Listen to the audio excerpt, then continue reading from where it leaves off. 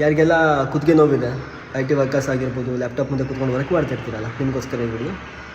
Stretching ಮಾಡಿ. Okay, ಏನಂದರೆ inhale ಕುತ್ತಿಗೆ ಮೇಲೆ, ಎಕ್ಸೇಲ್ ಕುತ್ತಿಗೆ ಕೆಳಗೆ, ಚಿನ್ನ ಚೆಸ್ಟಿಗೆ ಟಚ್ ಮಾಡೋ ಪ್ರಯತ್ನ ಮಾಡಿ. ಇದನ್ನೊಂದು 10 ರೌಂಡ್ ಪ್ರಾಕ್ಟೀಸ್ ಮಾಡಿ. ನಂತರ ನೆಕ್ ಬೆಂಡಿಂಗ್.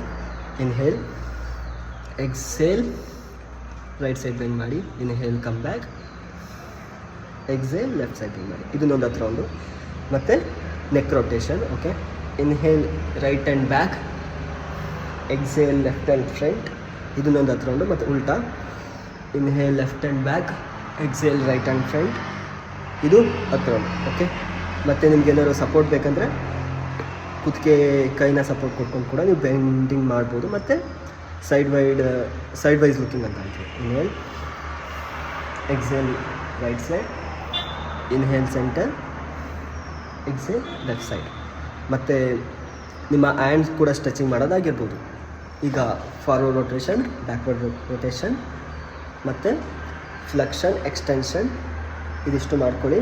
ನಿಮ್ಮದು ಬ್ಯಾಕ್ ಪೇಯ್ನು ಮತ್ತು ನೆಕ್ ಪೇಯ್ನ್ ಏನಿದೆ ಇದು ಸ್ವಲ್ಪ ಕಮ್ಮಿ ಆಗ್ತಾ ಬರುತ್ತೆ. ಓಕೆ, ಈಗ ಹೆಚ್ಚು ವಿಡಿಯೋಗೋಸ್ಕರ ಏನು ಮಾಡಬೇಕು, ನನ್ನ ಫಾಲೋ ಮಾಡ್ಕೊಳ್ಳಿ. ಯಾಕಂದರೆ ನಿಮ್ಮ ಆರೋಗ್ಯ ನನ್ನ ಆದ್ಯತೆ.